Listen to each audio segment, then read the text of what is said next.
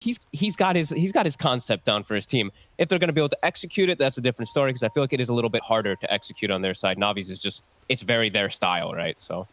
All right, well, another thing that I know Kyle does not like is this OD3 position. It feels like something that no Techies was kind of like, in some ways, forced into. They either had to do a Leshrac safe lane carry or move this OD somewhere else besides mid. They're going to be putting it off lane and putting the Lesh mid in this case. Are you okay with this? What do you think about the 3-position OD? I'm still torn on it. I don't know. I feel like it just, a lot of the times it feels like there's this huge gap in your lineup where I just like having a normal offlaner rather than having this just bizarre, you know, you understand why they're doing it. And, you know, this Meteor Hammer build is kind of clever. And we've seen people go for these int offlaners like Wyvern and stuff like that. But I always feel like they fall flat. But I mean, we'll see. I know it's really, really prominent in Europe. I'm seeing in like every single pub game, these OD offlanes. So. Yeah, I've gotten a chance to play some of these games. I definitely agree with you. It feels very hit or miss, just kind of depending on the lineup. The faster paced the opposing lineup is, you know, whether it's instant stuns or having some sort of blink mechanisms or something to get on top of the enemy, the worse this OD feels with his Meteor Hammer setup. But if it's a slower lineup, you know, it feels like you can actually just kind of like do this weird initiation just off of imprisonment and sitting way back with your Meteor Hammer, kind of daring the enemy. Go ahead, come into us, see if you can actually take this team fight. Yeah, definitely. I mean, it's in this game, it's like they had to throw, like you said, they have to throw it off lane, and he's in a horrible game anyway, so maybe it is the best thing to just put him in the sack role, because he's fully countered, right? Yeah. Bat Rider ruins OD's game, Beastmaster ruins OD's game, all the summons like the panel mentioned, so you know, they're putting him in the sacrifice, which is probably the best bet. Yeah, and seeing as they already had their 2 supports, they couldn't really downgrade him any further than a 3 position. No. So let's go ahead and take a look at some of our CS matchup. As mid lane is with Urgon playing that Leshrac up against Iceberg on the Bat Rider. Seems like CS is going pretty even here, and I haven't looked at that top lane too much, but I have to imagine this is probably one of the tougher lanes to go up against a Beastmaster with Shadow Shaman. Beastmaster with any of these like Linas, Wind Rangers, Shadow Shamans, any one of those really annoying, hard-hitting 4 positions. Feels like a tough lane, but if anybody can kind of deal with it, it's the Bloodseeker, right? Absolutely. That extra sustain that comes in is massive. And also, I like Kevin's point, the Blood Right, you know, it makes it hard for them to go. And they're actually getting aggressive on General. They're going to get him here.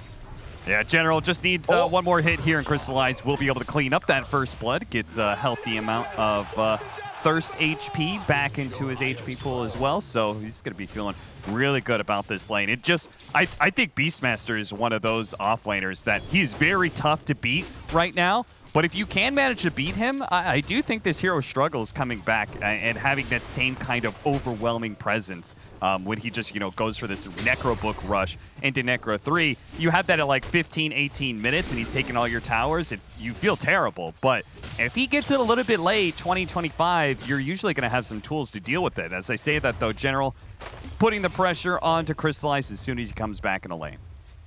Cool to point out, too, that you see General skill build this game as well. He's just going for the axes rather than going for the actual boars in the laning phase. I guess there's too much clear. The Splinter Blast plus that Blood Right will just end up killing, and he's just going to give up too much. He's just going for this approach. Kind of cool and different. Yeah, we usually see when people go axes, it's usually just one, right? And then they just don't summon the boar until they're level 3 and have that higher HP boar, but he's really committing to this build. Yeah, I think I honestly can't think of a better lane versus Beastmaster, actually. Like Wyvern and Bloodseeker, I'm just like trying to think off the top of my head what would just do better versus him. This just seems so damn good. Like, you're just super tanky hero on the Bloodseeker. Like, Wyvern is good later on as mid. Really good job by Iceberg, forcing those kind of rotations and still backing off pretty easy. Top lane, though, does leave General alone as the Shadow Shaman who's rotating over the Power Root. And Crystallize and Solo read that opportunity loud and clear. They said, okay, the Shadow Shaman's going to be sitting on runes, which is very likely in this Bat Rider versus Leshrac matchup. Which, okay, at least they get a little compensation for it. Iceberg gets a very important rune in the Arcane. That's a kill rune if I've ever seen one. You can take advantage of this so much with Sticky. Probably one of the best heroes in the game to get that early on, especially. So nice rune checking, but yeah, like you said, they take advantage of it. And Crystallize is off to a very hot start. And a lot of Navi's success has been off of General's success, of how much he can pressure and how much success he's having. So this is a really good start for them to at least slow him down. What about Vtune? I mean, Kyle had some real praise for this guy, and I had to agree. Vtune has looked very good as a carry, but it looks like his lane, he's doing all right in CS, but when it comes to the levels, looks like he's had to share experience with the Chen quite a bit, as Roger is also level 3. Mid lane, though, Ergon's going to be dove here. Iceberg not wanting to dive too deep into the tier 2 tower, but will have to in order to get that kill. He'll take a couple of tower shots, might die, but he's got a Fairy Fire in his back pocket, so he's okay. No rotations to catch him out. He's got the bounty runes to pick up here, unless the Winter Wyvern can get vision. Oh, he barely got vision. He gets a couple hits in. He's low enough that they've got the thirst as well. Crystallize is going to be there to clean up the kill. Okay, nicely done, the Bloodseeker. The advantage of the Bloodseeker and being able to make those fast rotations, I guess. Yeah, that was very... Did he get the bounties as well, too? Okay, no, Always Want to Fly did, but yeah, nice little movement. And like we said, Arcane Rune, it's so easy to get those. Even without the point in Flame Break, he just literally chased him down. And yeah, I'm glad you actually mentioned Vtune, because I think a lot of people know this, but you can just look at the hero level, to that Platinum. This guy is a PL, Terrorblade, just illusion spammer. Yeah. And very comfortable. He's got a good support behind him, but it looks like Malik has done pretty well for himself. He's been given a lot of solo experience with Zayats, not even close to lane anymore. And I think they do realize that, and that's why they're really trying to push this OD out, but it's not quite working. Top lane, Always Want to Fly, does go down to the Splinter Blast. Solo finds that opening. Oh, this top lane is just owning. Oh. This Batrider's just tearing things up. Feels like Iceberg is really going to make sure this laning phase doesn't get too far out of control to the favor of no Techies. Yeah, it's huge that he can get this type of advantage too versus the Lesh, because I think, Kyle was the one talking about how Lesh, you're great versus all these summons, but there's going to be a problem where you're extremely squishy, and what better to take advantage of a squishy hero than Batrider to move him out of position in most of the team fights. There is the Nyx that's always going to be there to deal with that Bat, maybe counteract it a bit, but yeah, definitely going to see Iceberg putting a lot of focus onto this Lesh in particular in the early game. As bottom, Malik. Smart move, very smart move. Just going for the TP out, knowing that he wasn't going to be making it out alive otherwise. He is getting very close to that Meteor Hammer, than just that straight, fast rush. Ergon got pretty lucky earlier. He managed to find the Power Rune bottom lane, and it's pretty much the only reason I think he could continue to lane against the Batrider, being able to have that Illusion Rune. Not typically one of your favorites of previous patches, but now that it dispels, feels pretty good. And they're going to smoke up with Zayats and rotate down to bottom. See if they can kill the Phantom Lancer. They'll have to settle. Yeah, they'll have to settle as they run into Roger. The smoke breaks. Roger will die, and Vtune is just able to hide behind his tower. Oh, does Ergon not know, though? There's 2 bounty runes over here. He could actually just claim. I think they scouted it, too, earlier. So he could just fill up his bottle, but it doesn't seem like he's aware for the time being. As top. You got the Rupture. They're going to be able to hold back this Bloodseeker. General's going to turn and fight. That's his only option here, but it's not a great option. He will die. Crystallize is going to remain very healthy here. Iceberg's actually going to rotate over, though, and they might be able to catch Solo. In fact, they will definitely be able to catch Solo, as they're going to put a stop to his TP with the Shackles. This is well in timed with a top lane push of creeps as well, but the Siege Wagon is actually already dead, so never mind. Neither team going to be able to pressure the opposing safe lane tower. Who got the last 10 on the kill was Iceberg, so that's pretty much boot to travel done. So he's going to be able to make these moves and be able to match a lot of the aggression that's coming out if Ergon likes to. And Ergon actually has a haste. Always Want to Fly. Looking pretty dead. Yeah, just a nice, easy opening. Always Want to Fly. Throws out what damage he can. Iceberg is actually willing to kind of fight this, and maybe it's because he sees that Ergon is low on mana, so Zayats is dead as a result. Good run away by Ergon. If he sticks around, I think he just gets lassoed onto the cliff. Yeah, that's true. And he will be able to back up, clear out a double stack, and go check those bounty runes, Ergon. Go check them out. They're going to see it. They're going to check it out at like around the 10-minute mark when the fresh ones are spawning, and then they're going to see, oh, wait, there's still bounty runes here. I have to assume they just thought because there's a Chen down there, it's so easy for a Chen to kind of guard runes, even if it means denying them. But looks like Roger's been focused on stacking up the triangle in the last couple of minutes, as that is a hefty amount. Iceberg may try and clear through those, or no, they're going to make a smoke play up to top lane again, make sure that Crystallize, they've been really running at General, and they're going to do so again here. The Splinter Blast is going to land and slow down General. He's going to be caught by the Blood Right, but with Iceberg showing himself. Crystallize and Zayats immediately back away. Solo's going to be caught. I love this play. He's going to lasso up Solo and still try and run down Zayats at the same time, realizing that he may have to just commit for one of these kills. Zayats got to be careful of the flames. Iceberg is getting a little bit low. Primal Roar out onto Crystallize. Iceberg is going to use his bottle to stay alive underneath the tower and attempted to TP out, but always want to fly. He's going to put a stop to that one with Hex, Shackles, and a big rotation from Na'Vi that puts them 2K up. Just as the 10-minute bounty runes are spawning. Love whoever makes that call. It's like Iceberg has to be the one to bail the game out of its not bad state by any means, but bail a general out of his semi-bad lane. So he's the one who makes sure to make that rotation up top while the PL farms those stacks. I think Ergon did go down and get those, at least one of the bounty runes that was there sitting for a while, and they'll be able to transition to push bottom. But a huge hit from Na'Vi. Hey, I don't like yeah, general, he's back. He's got his book one. I mean, 10 minutes isn't bad for how rough of a lane it really was. No, not at all, especially since they have taken that safe lane tower, so he will have more real estate to work with when it comes to jungling with those Necronomicons. I especially like that aggressive push up to top lane because what is no Techies going to do? The only hero that can rotate in that situation is the Leshrac, and they kind of had vision of what Ergon was up to. It's not like Malik with the Meteor Hammer Rush is going to be a big impact if he TP rotates up to top lane.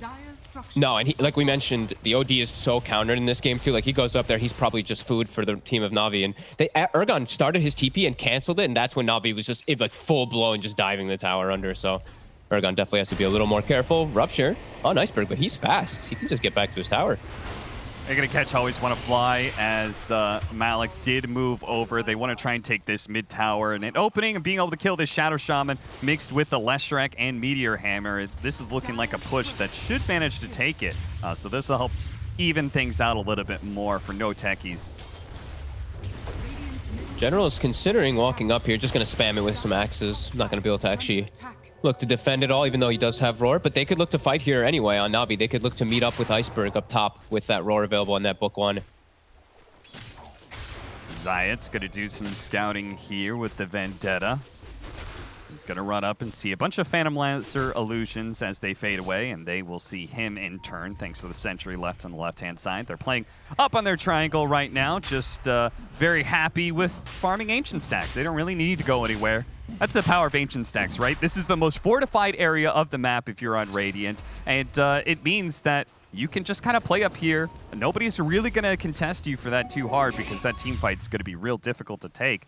And you're not really falling behind in golden experience when you've got that big of a stack to farm.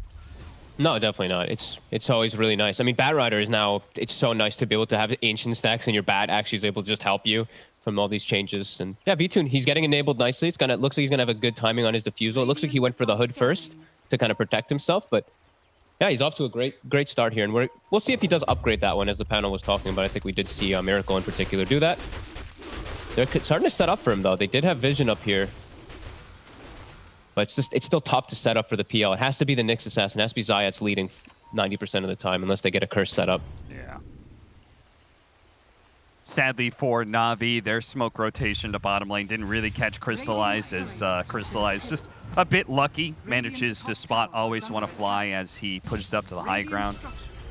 Maybe just in general, a good read of him not pushing too far forward in the lane. Now he's going to be rotating up to top here, where they really want to try and take this fight. He's going to go out on Zayats, though. Zayats is going to be caught immediately. Still has the spike carapace, though, so he may be able to just waddle on out of here. He's good. Okay. Yeah, he reveals the fact that there's a sentry and likely an obs or something up there. Just a sentry this time around, but at least giving some information for his team. And they can likely just back away now and reset, since all of Na'Vi, they saw at least 2 or 3 ports go up there. And even though Roar is down, it's still a kind of scary fight because this Chen, he has Mech and Hand of God now. So they do have decent damage on their lineup, can get counteracted pretty heavily. But Na'Vi is in a little bit of a weak point right now because they're finishing up these items. They're finishing up in particular the PL's defusal, which he needs in order to actually be able to get involved, while Bloodseeker can just start charging in every single time. Yeah. So maybe they do look to take advantage. It could be risky, though. Let's see if Always Want to Fly is able to get out of kind of looks like a suicide rush as he just ran down mid, planted some Serpent Wards as that fight was starting in the top lane, which is pretty smart, right? He sees like, okay, there's going to be a fight top. I can't rotate fast enough to really be impactful, so I might as well just hit this mid tower. I like how he also did the caps locks ready. So I think that's probably saying, you know, maybe some panic going in there for him, you know, trying to get the hell out of there. They pause while he's trying to split push. The worst feeling ever. All right, well, he's going to have to, he could have maybe instantly TP'd, but if he TP's now, it's not going to be the case. So he's going to have to hide somewhere in the trees and hope Malik doesn't find him. Here we go. He might be able to get the tower here, though. Malik does chase. He wasn't going to be able to TP right away. Then he does try it. It does not work, and he does die. Tower. He's trying. Oh, they clear the wards, and they can get the deny if they'd like to, and they will. Solo's going to take that one out. Where do you stand on the denying mid tower? Because I've heard some people be like, just almost never deny your mid tower just because it is so important to hold that real estate. And then I've seen other people like, they're just gonna like try and backdoor it or something. Just deny the gold. I think exactly what Solo did is when you deny it. If you're gonna deny it, you have to get vision in this area to control at least. So he puts an ob sentry down immediately after he does deny it. So they at least still have not, of course, the control, but the information at the very least, which is. Yeah, I think this is exactly what you have to do if you do deny mid. Okay, I like that. I like that. That's a really nice idea. Because then you can farm. I think everyone knows the mid wave to farm the scary wave. This one gives you an opportunity to be able to push that extra wave out because you do see the opposing high ground a little bit, especially during daytime. So. Malik, he's able to push out that wave pretty continuously from a safe distance thanks to his Meteor Hammer. And he's also pretty tanky now that he's got the 200 health HP talent at 10. Looks like we're getting some... I'll go for it. A couple new items too also. Looks like bots also for Ergon. Now, I feel like Na'Vi, now they're fully enabled to get online. It's Bat Riders, BKB is about to be done, Diffusal's ready. This is a huge window for Na'Vi, I feel like, to take advantage. Because looking at the... Look at the no Techies lineup. It's still mostly magic damage oriented. Sure, the curse and the Bloodseeker's there, but a lot of that's going to just be completely. Iceberg doesn't have to worry about Nyx anymore with BKB. He just runs right through and picks a target. Sentries spotting Zayats again. He's just not getting any opportunities to Vendetta up to this top part of the map. It feels like to me, Na'Vi, like if they succeed in this rotation, which they're going to go for Malik, and they should be able to catch him pretty easily as they still have the lasso. He's not going to blow it just yet. Now pops it. Solo's looking for the Winter's Curse, surrounded with the Phantom Lancer illusions. He goes for a guess, but he hits an illusion, not the real Phantom Lancer. And now that means they're going to lose this fight and potentially be run down underneath their tier 2 tower. Solo's going to be up next. Impale going out. Bramble Roar on the left-hand side is Crystallized, going to be caught, swept up by the swarm of Na'Vi members that run down the mid lane. And from here, I don't know, Fogged, it's looking like a game where Na'Vi is just going to get farther and farther ahead. And I don't know if their lineup's going to be able to contest with a Phantom Lancer that has this much free space to farm. Yeah, I mean, this is the issue. You know, Na'Vi, this is their bread and butter. They've got a super comfortable pick here. Sure, the Lesh, as we said, the Lesh is good versus the PL, but that's the majority of it. The other heroes, they're pretty vulnerable to this, and Vtune is off to a beautiful start, 16 minutes in. And Na'Vi, like we said, they hit this beautiful timing of everything together. BKB, Diffusal, Hood, and Malik, he just fed his life as Ergon steps very far forward. Yeah, he's just going to take this fight, but immediately Iceberg's going to pop his BKB challenge Leshrac. They do have the imprisonment that's going to come out from Malik. Crystallized, meanwhile, going toe-to-toe against Vtune. He does get saved by the Cold Embrace, but the magic damage is going to be there eventually. He's burned out, while the Phantom Lancer very healthy, and this is just turning into one disaster into another here, Fogged, as they lose 4-0 in this fight. No Techies probably going to lose their mid-tier 2 before 20 minutes, and again, all this is against a Phantom Lancer hard carry. That, you know, even if it's answered by the Leshrac, there's a certain point where he's going to get some big stat items and be really tough to deal with. Yeah, and this is, I don't want to just straight up blame OD, the pick, by any means, but this is where I feel like this starts to happen, where you don't have this natural frontliner, and now either your OD or your Lash or someone is caught in the front lines a lot of the times, and it's so easy for Iceberg. This last pick Bat just has such an easy game at this point. He's versus a Nyx, as we said, kind of a counter, and there are some saves and all that, but he's amazing versus the Wyvern. And now, you know, BKB at such an early time, it's your counter of the Nyx is no longer there. So this is going to continue to be really difficult for no Techies until at least, I mean, until Crystallize and the Lesh, I feel like both have some easier way to protect themselves because they're just so fragile. Yeah. I like the way was, that Navi has played this quite a bit. This mixture of like pointed aggression at certain times with these smokes, but otherwise just kind of like playing around their triangle between the Roger stacks and the defensive sentries. With General occupying that area, it's always going to be a little difficult to catch him out, whether it's through the Hawks or the Necronomicon minions that are out. They just, again, by holding such a nice defensive positioning, they really took advantage of the fact of like you said, you don't have this traditional frontliner on no Techies. Yeah, and I mean, Iceberg is literally just, I mean, he's ripping the whole game apart by himself. This is what you want your last pick to do. Even though, like we said, versus the Knicks, 9-1-3. You know, he's 12 of the 14 kills. He's just made magnitudes of space and just pressure for his team. Like General's game, as we said, he was having a rough time. Like, look at General now. It's like, did he have a rough time in the laning phase anymore? Because Iceberg just bailed him out of any type of problem he had. Yeah, he's only being eclipsed by the Leshrac when it comes to the enemy's net worth. Hex into the shackles with the Serpent Wards on out. Malik is going to try and fight his way through those Serpent Wards. May have to try and go for an imprisonment on himself and a blink away. But V-Tune, he's going to spread himself out a little bit. Looks like the blink went down, but Malik may still be caught. Solo does manage to get a cold embrace. He's burned out of mana, but V-Tune still hits plenty hard, and there's General on the other side of things as well. The tier 2 tower is just not safe. Nyx Assassin's going to be caught on the other side of the river by Iceberg as well. So even if Malik got out, the 2 supports will die, and Navi full control of the map and very likely full control of Roshan.